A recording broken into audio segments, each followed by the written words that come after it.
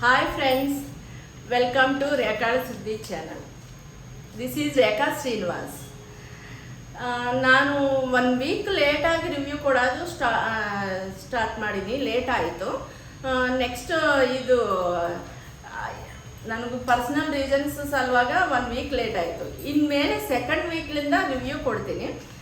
Final ಆಗಿ ನಿನ್ನೆ ಆಗಿದ್ದ ಸಂಡೇ ವಿಡಿಯೋನು ಇಲ್ಲಿ ತನ ಆಗಿದ್ದು ಸ್ವಲ್ಪ ಲೈಟಾಗಿ ಮಾತಾಡ್ಕೋಣ. ಫಸ್ಟ್ ಬಂದು ಕಂಟೆಸ್ಟೆಂಟ್ಸ್ ಗುರು ಫುಲ್ ಫೈರ್ನಾಗಿದ್ದೀರಿ. ನೋಡ್ತಿದ್ರೇ ಫಸ್ಟ್ ವೀಕೆ ಫಿನಾಲೆನ ಫಸ್ಟ್ ವೀಕ್ ಅನಿಸಿದೆ ನನಗಂತೂ. ಯಪ್ಪ ನಿಜವಾಗ್ಲೂ ಅಷ್ಟು ಫೈರ್ನಾಗ ಫಸ್ಟ್ ವೀಕೇ ಅನ್ಸಂಗಿಲ್ಲ. ಅಲ್ಲಿ ಇದ್ದವ್ರಿಗೂ ಕೆಲ ಮಂದಿಗೆ ಒಬ್ಬೊಬ್ರು ಹೆಸರು ಕನ್ಫ್ಯೂಸ್ ಆಗ್ತಿದ್ರು. ಈ ಎಲ್ಲರೂ ಮಿಂಗಲ್ ಹಾಕೋಕ್ಕೆ ಟೈಮ್ ಆಗ್ತಿದ್ರೆ ಗೇಮ್ ಮಾತ್ರ ಮುಂದಕ್ಕೆ ಹೋಗ್ಬಿಡ್ತಾಯಿತ್ತು. ಆ ರೀತಿಯಾಗಿ ಫೈರ್ ಆಗಿ ಆಯಿತು ಈ ಸೀಸನ್ನು. ಕಾನ್ಸೆಪ್ಟ್ ರೀ, ಏನು ಕಾನ್ಸೆಪ್ಟ್ ತಂದಿರಿ ಗುರು? ನರಕ ಅಂತ ಸ್ವರ್ಗ ಅಂತ. ಸ್ವರ್ಗ ಓಕೆ, ಯಾವಾಗಲೂ ಸ್ವರ್ಗನೇ ಎಲ್ಲರೂ ಇಷ್ಟಪಡ್ತೀವಿ. ಸ್ವರ್ಗಕ್ಕೆ ಹೋಗ್ಬೇಕಂತ ಪ್ರತಿ ಪ್ರಾಣಿ ಇಷ್ಟಪಡ್ತೀರಿ, ಎಂಚ್ಕೊಂತೀರಿ. ಆ ನರಕಕ್ಕೆ ಹೋಗೋದು ಅಂತೂ ಪಾಪ ಅನಿಸ್ತೈತ್ರಿ.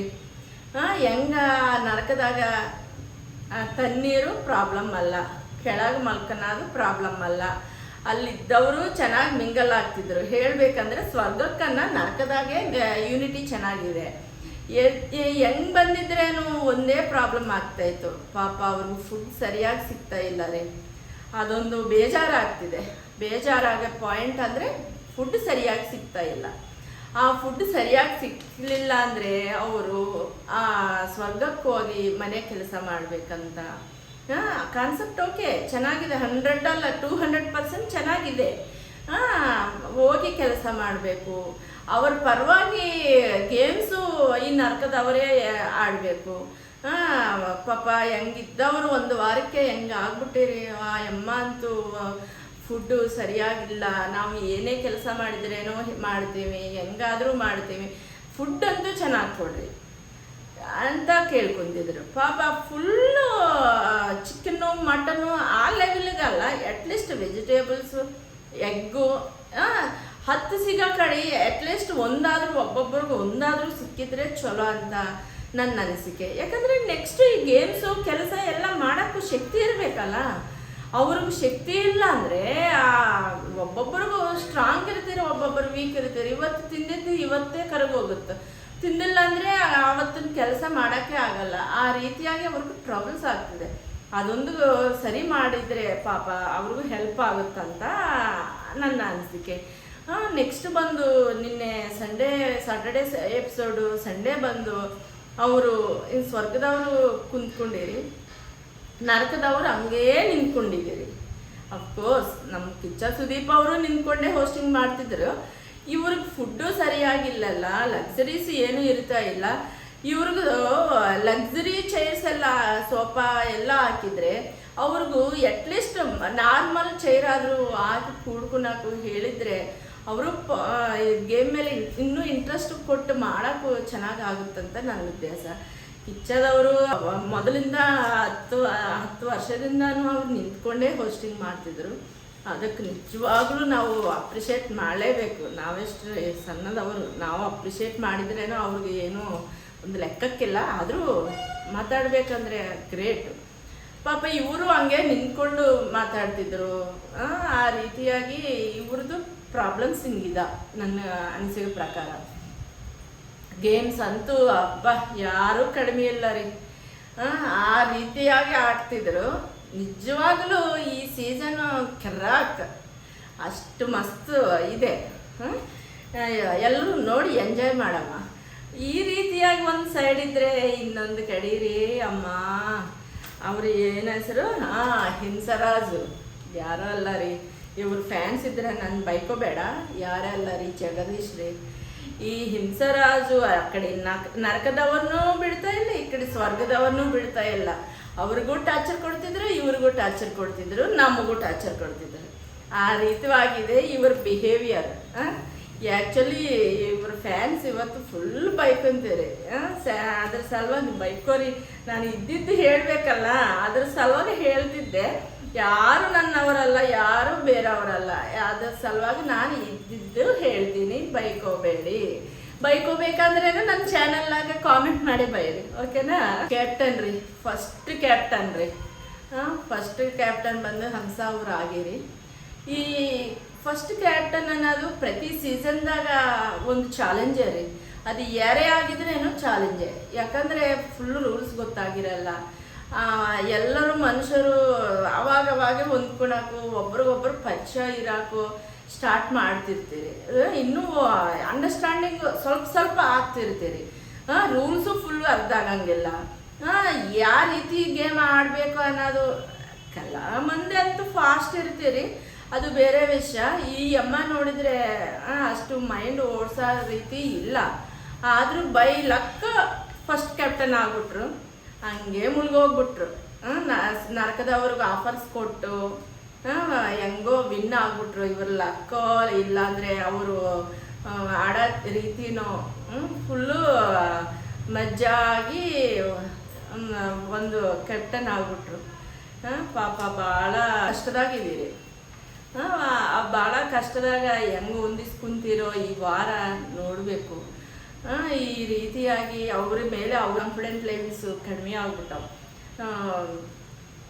ಈಗ ಅವ್ರಿಗೆ ಮಾತು ಕೊಟ್ಬಿಟ್ಟಿನಿ, ಅವೆಲ್ಲ ತೀರೇಡ್ಸ್ಲಿಲ್ಲ ಅಂದರೆ ನನಗೆ ಬ್ಯಾಡ್ ನೇಮ್ ಬಂದ್ಬಿಡ್ತದೋ. ಈಗ ತೀರೇಡ್ಸಿದ್ರೆ ಬಿಗ್ ಬಾಸ್ ರೂಲ್ಸ್ಗೆ ವಿರುದ್ಧ ಆಗ್ಬಿಡುತ್ತೋ, ಹೆಂಗೆ ಮಾಡಲಿ ಏನು ಮಾಡಲಿ ಅಂತ ಭಾಳ ಯೋಚನೆಯಿಂದ ಪಾಪ ಅವ್ರಿಗೆ ಅವರೇ ರಿಜೆಕ್ಟ್ ಆಗ್ಬಿಟ್ಟು ನನಗೆ ಸರಿ ಇಲ್ಲ ಅಂತ ಅವ್ರ ಬಿಹೇವಿಯರ್ ಗೊತ್ತಾಗ್ಬಿಡ್ತಾಯಿತ್ತು. ಮುಂದೆ ಮತ್ತು ಅವ್ರು ಹೆಂಗೆ ಕ್ಯಾಪ್ಟನ್ಶಿಪ್ ನಿರ್ವಹಿಸ್ತಿರೋ ನೋಡೋಣ.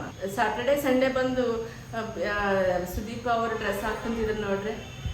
ಅವರು ನಿನ್ನೆ ಸಾಟರ್ಡೆ ಬಂದು ನಮ್ಮ ಏರಿಯಾದಾಗ ಹೆಣ್ಮಕ್ಳು ಗುಡಿಗೆ ಹೋಗ್ಬೇಕಂದ್ರೆ ಪೂಜಕ್ಕೂ ಡ್ರೆಸ್ ಕಲರ್ ಕೋಡ್ ಇಡ್ತಿದ್ರಲ್ಲ, ಅವರು ಗ್ರೇ ಕಲರ್ ಡ್ರೆಸ್ ಕೋಡ್ ಇಟ್ಟಿರಿ. ನಿನ್ನೆ orange colour, Sunday orange colour dress ಕೊಡಿದ್ದೀರಿ. ಸುದೀಪ್ ಅವರು ಮತ್ತು ಆ ಕಾನ್ಸೆಪ್ಟ್ ಮೇಲೆ ಯಾವ ಕಾನ್ಸೆಪ್ಟ್ ಮೇಲೋ ಗೊತ್ತಿಲ್ಲ, ಸೇಮ್ ಅವೇ ಕಲರ್ಸ್ ಯೂಸ್ ಮಾಡಿರಿ.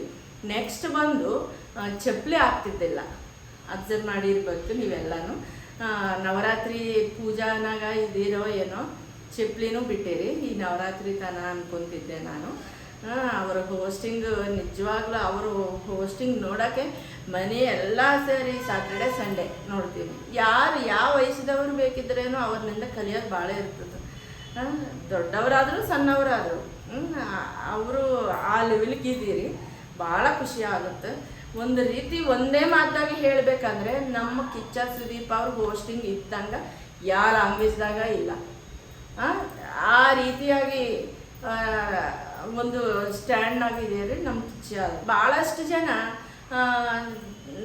ಜಗದೀಶ್ ಅವರು ಹೋಗ್ಬಿಟ್ರೆ ಸ್ವಲ್ಪ ಮನೆ ನೆಮ್ಮದಿಯಾಗಿರ್ತದೋ, ಇವರು ಬರೇ ಅವರೇ ಸ್ಕ್ರೀನ್ ಸ್ಪೇಸ್ ತಗೊಳಕ್ಕೆ ಏನೋ ಒಂದು ಮಾಡ್ತಿದ್ರು. ಅದೇ ಒಬ್ಬರನ್ನ ಬೈಯೋದು, ಆಮೇಲೆ ಬಂದು ಸಾರಿ ಹೇಳೋದು, ನೆಕ್ಸ್ಟ್ ಡೇ ಬಂದು ಇನ್ನೊಬ್ಬರನ್ನ ಬೈಯೋದು, ಇದೇ ಸರಿ ಆಗ್ತಿದೆ ಈ ಅಪ್ಪನಿಗೆ. ಒಂದು ಇವನು ಎಲಿಮಿನೇಷನ್ ಆಗ್ಬಿಟ್ರೆ ಚೆನ್ನಾಗಿ ಅಂತ ಎಲ್ಲರೂ ವೇಟ್ ಮಾಡಿದರು. ಬಿಗ್ ಬಾಸ್ನೇ ಖರೀದಿ ಮಾಡಿಬಿಡ್ತಾನಂತೆ ಈ ಅಪ್ಪ. ಇದೆಲ್ಲ ನಿಜವಾಗ್ಲೂ ಜೋಕ್ ಥರ ಅನಿಸ್ತಾಯಿತ್ತು. ಅಲ್ಲಿದ್ದವರು ಬೆದರಿಕೆ ಆಗ್ತಿದ್ರು. ಅವರು ಹೆಂಗಂತ, ನಾನು ಹೊರಗಡೆ ನೋಡ್ಕೊತೀನಿ, ಕೇಸ್ ಹಾಕ್ತೀನಿ, ನಿನಗೂ ಇಲ್ಲಿದ್ದಲ್ಲ ಹೊರಗಡೆಗೆ ಬಂದಮೇಲೆ ಪ್ರಾಬ್ಲಮ್ಸ್ ಆಗ್ಬಿಡ್ತದೋ, ಪ್ರಾಬ್ಲಮ್ಸ್ ಆಗಬಾರ್ದು ಅದು ಇದು ಅಂತ ಭಾಳ ಬೆದರಿಕೆ ಆಗ್ತಿದ್ರಪ್ಪ. ಅಟ್ಲೀಸ್ಟ್ ಚಾನಲ್ದವ್ರಿಗೂ ಬೆದರಿಕೆ ಆಗ್ತಿದ್ರು. ಹೋಗೋವಾಗ ಡೋರು ಮುರಿದು ಹಾಕಿದ್ರು.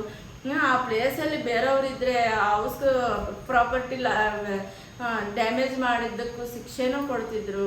ಆ ರೀತಿಯಾಗಿ ಇವರು ಬಿಹೇವ್ ಮಾಡ್ತಿದ್ರು. ಇವ್ರ ಸಲುವಾಗ ಅದನ್ನೂ ಎಕ್ಸ್ಕ್ಯೂಸ್ ಮಾಡಿದ್ದಂಗೆ ಕಾಣಿಸ್ತಾಯಿತ್ತು. ಆ್ಯಕ್ಚುಲಿ ಇವ್ರ ಮೆಂಟಲ್ ಎಬಿಲಿಟಿ ಸರಿ ಇಲ್ಲ ಏನೋ ಅನಿಸ್ತಾಯಿತ್ತು. ಕೆಲವು ಮಂದಿ BP ಶುಗರು ಇದ್ದರೆ ಹೆಂಗೆ ರೇಗಾಡ್ತಿರೋ ಆ ರೀತಿ ಅನಿಸ್ತಾಯಿತ್ತು. ಅಲ್ಲಿ ಇದ್ದವ್ರ ಕಂಟೆಸ್ಟೆಂಟ್ಸ್ಗೆ ಅದು ಇದೆ, ಬೆಳಗ್ಗೆ ಒಂದು ರೀತಿ ಇರ್ತೀರಿ, ಮಧ್ಯಾಹ್ನ ಒಂದು ರೀತಿ, ರಾತ್ರಿ ಒಂದು ರೀತಿ ಇರ್ತೀರಿ ಅಂತ. ಅವ್ರಿಗೆ ಫುಡ್ ಕೊಡೋದು ಯಾಕೋ, ಆಮೇಲೆ ಪಾಯಿಂಟ್ ಬಂದವಾಗ ಅವ್ರು ಮಾತಾಡಿದರೆ ನಾನು ಹಾಕಿದ ಫುಡ್ ತಿಂದು ನನ್ನ ಮೇಲೇ ಮಾತಾಡೋಕೆ ಬರ್ತೀಯ ಅನ್ನೋದು ಯಾಕೋ, ಅಸಲು ಭಾಳ ತಪ್ಪುಗಳು ಮಾಡಿಬಿಡ್ತಿದ್ದವು. ಈ ರೀತಿಯಾಗಿ ಅಲ್ಲಿರೋ ಎನ್ವಿರಾನ್ಮೆಂಟ್ ಎಲ್ಲನೂ ಪ್ರಾಬ್ಲಮ್ ಆಗ್ಬಿಡ್ತಾಯಿತ್ತು. ನರಕದಾಗ ಇದ್ರೇನೋ ಅವ್ರಿಗೆ ಸ್ವರ್ಗ ಆಯಿತು, ಸ್ವರ್ಗದಾಗ ಇದ್ದವ್ರಿಗೂ ಮಾತ್ರ ನರಕ ಆಗಿತ್ತು ಇವರಿಂದ. ಅದ್ರ ಸಲುವಾಗಿ ಅವರು ಎಲಿಮಿನೇಷನ್ ಆಗ್ಬಿಟ್ರೆ ಸಾಕಪ್ಪ ಅಂತ ಎಲ್ಲರೂ ಇಲ್ಲ. ಇದು ಸಾಟರ್ಡೆ ಪಂಚಾಯತಿದಾಗ ಕಿಚ್ಚ ಅವ್ರಿಗೂ ವಾರ್ನಿಂಗ್ ಕೊಟ್ಟರೆ ಈ ರೀತಿ ಹೆಂಗೆ ಮಾತಿರ್ತಿದ್ರು ಅಂತ ಸ್ವಲ್ಪ ಬೈದರೆ ನಮ್ಮೆಲ್ಲ ಈಗೋ ಸ್ಯಾಟಿಸ್ಫ್ಯಾಕ್ಷನ್ ಆಗ್ತಿತ್ತು ಅಂತ ನೋಡಿದರು. ಆದರೂ ಅದು ಲೈಟಾಗಿ ಮಾಡಿದರು, ಸ್ಟ್ರಾಂಗ್ ಮಾಡಿಲ್ಲ. ಅದಕ್ಕೆ ಏನೋ ಒಂದು ಕಾರಣ ಇರ್ತದೆ, ಕಾರಣ ಇಲ್ಲಾರ್ದಂಗೆ ಏನು ಮಾಡೋಂಗಿಲ್ಲ. ಲೈಟಾಗಿ ವಾರ್ನ್ ಮಾಡಿ ಬಿಟ್ಟಿದ್ರು. ಆ ರೀತಿಯಾಗಿ ಅವರು ಹೆಂಗೆ ಸೇಫ್ ಆಗಿದ್ರು ಅವರು ಸೇವ್ ಆಗಿಬಿಟ್ರು. ಅನ್ಕೊಳ್ಲಾರ್ದಂಗೆ ಎಕ್ಸ್ಪೆಕ್ಟ್ ಮಾಡಲಾರ್ದಂಗೆ ಯಮುನಾ ಅವರು ಎಲಿಮಿನೇಷನ್ ಆಗಿಬಿಟ್ರು. ಅವರು ಪೂರ್ತಿ ಬಿಗ್ ಬಾಸ್ನ ಅರ್ಥ ಮಾಡಿಕೊಂಡು ಅಲ್ಲಿ ಓಪನ್ ಆಗೋಕ್ಕೆ ಟೈಮ್ ಇಲ್ಲಾರ್ದಂಗೆ ಎಲಿಮಿನೇಷನ್ ಆಗ್ಬಿಟ್ಟಿರ ಅಂದ್ಕೊತಿದ್ವಿ. ಆ್ಯಕ್ಚುಲಿ ಈ ವಾರ ಎಲಿಮಿನೇಷನ್ ಇರಲ್ಲ ಏನೋ ಅಂದ್ಕೊಂಡಿನಿ. ಅಂಥದ್ದು ಯಮುನಾನವರು ಎಲಿಮಿನೇಷನ್ ಆಗ್ಬಿಟ್ಟಿರಿ.